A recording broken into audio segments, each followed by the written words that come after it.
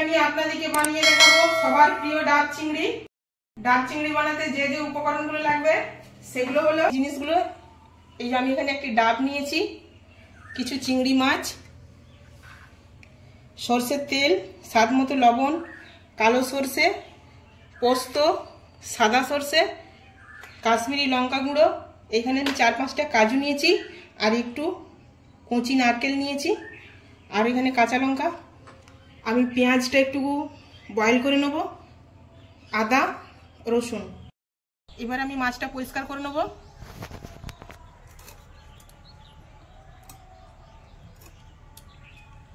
মাছের এই মাঝখানে একটা শিরা থাকে নোংরা, এটা আমি বের করে নেব।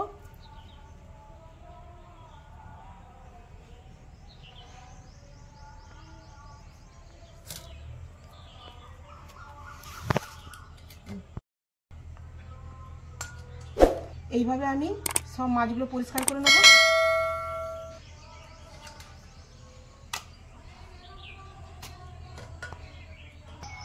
আমার মাছগুলো পরিষ্কার করা হয়ে গেছে, আমি এরপর ডাবটি কেটে নেব।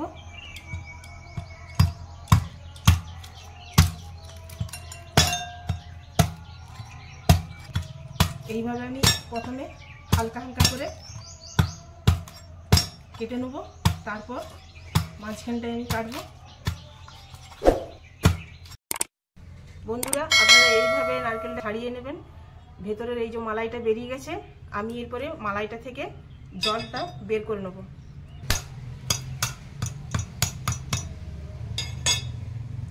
এই দেখুন বন্ধুরা, আমি এরপর এই নারকেলের জলটা একটা পাত্রে ঢেলে নেব।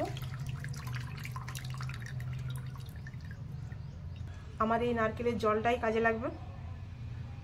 মালাইটা বের করে নিয়েছি, দিয়ে আমি ভালো করে ডাবটা পরিষ্কার করে ধুয়ে নিয়েছি। আমি এখানে পেঁয়াজটা একটু বয়েল করে নেব। প্রথমে আমি নারকেলটা ভালো করে পিষে নেব।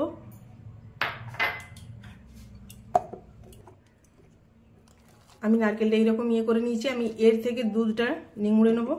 প্রথমে আমি 2 চামচের মতন কালো সরষে দিয়ে দিলাম, 2 চামচের মতো সাদা সরষে দিয়ে দিলাম, 2-3 চামচের মতন পোস্ত দিয়ে দিলাম, 4-5টা কাজু দিলাম। আপনাদের স্বাদ অনুযায়ী কাঁচা লঙ্কা দেবেন। আমি এখানে 4-5টা কাঁচা লঙ্কা দিয়ে দিলাম। দিয়ে আমি একটা পেস্ট তৈরি করে নেব।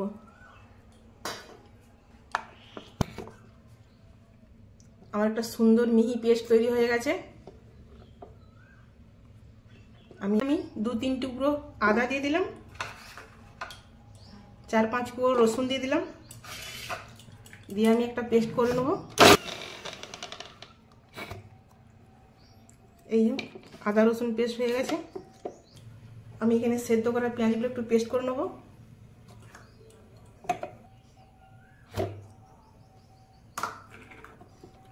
পেঁয়াজ পেস্ট হয়ে গেছে আমার। আমি এরপর এটা নামিয়ে নেব। আমি একটা ভালো পরিষ্কার কাপড় দিয়ে আমি এই নারকেলের দুধটা নিংড়ে নেব।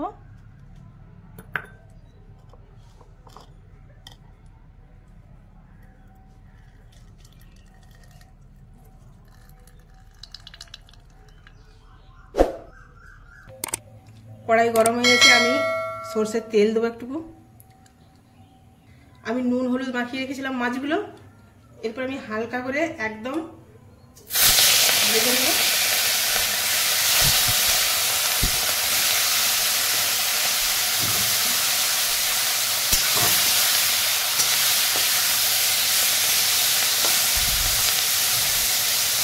এরপর আমি মাছগুলো তুলে নেব।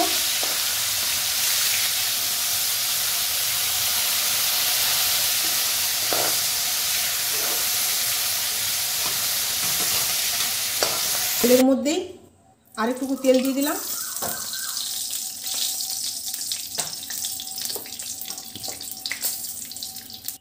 আমি পেঁয়াজ বাটাটা দিয়ে দিলাম।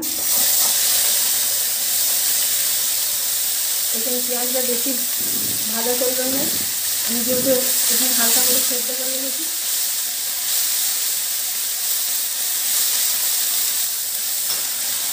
এরপর আমি আদা রসুন বাটাটা দিয়ে দিলাম।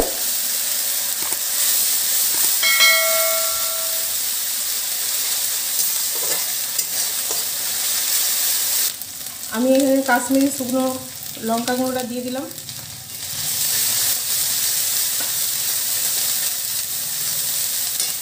তারপর আমি এখানে একটা মশলা পেস্ট করে রেখেছিলাম, সেটা আমি দিয়ে দিলাম এর মধ্যে।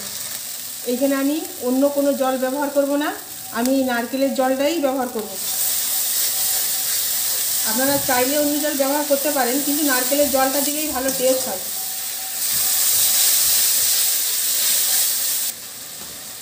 এরপর আমি ভেজে রাখা চিংড়ি মাছগুলো খুবই হালকা করে আমি ভেজেছি চিংড়ি মাছগুলো আমি দিয়ে দিলাম।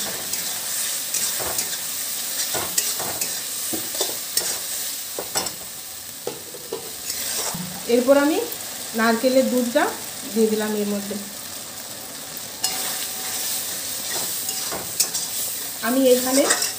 আমি কড়াইয়ের মধ্যে বেশি কষবো না। এরপর আমি এটা গ্যাসটা বন্ধ করে দিলাম।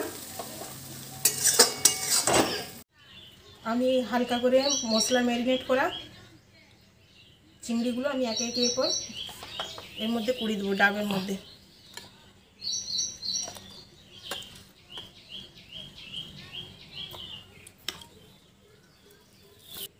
আমি এর মধ্যে ভরে দিয়েছি চিংড়ি মাছ মশলা মাখানো। আমি এরপর একটু ডাবের জল দিয়ে এটা ভালো করে সিল করে দেবো।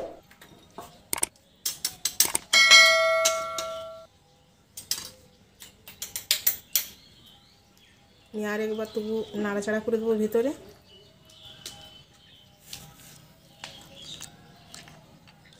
এই দেখুন বন্ধুরা কি সুন্দর কালার হয়েছে, এখনই এত সুন্দর কালার, তাহলে হলে কত সুন্দর দেখতে লাগবে।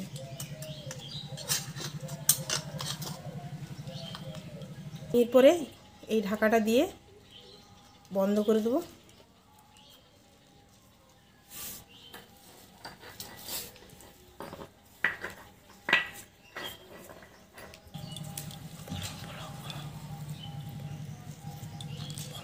আমি এইভাবে আমি এটা একটা কোট করে নেব। আমার আটা লাগানো হয়ে গেছে। আমি এরপর এটা ভালো করে এটা ঢাকাটা দিয়ে দেবো।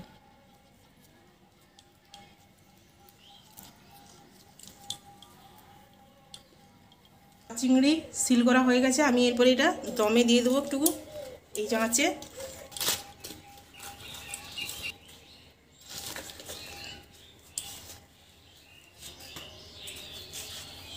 এটা আধ ঘন্টা পর বের করে নেব। One eternity later. আমাদের ডাব চিংড়ি রেডি বন্ধুরা। আমি এরপর এটা নামিয়ে নেব। এই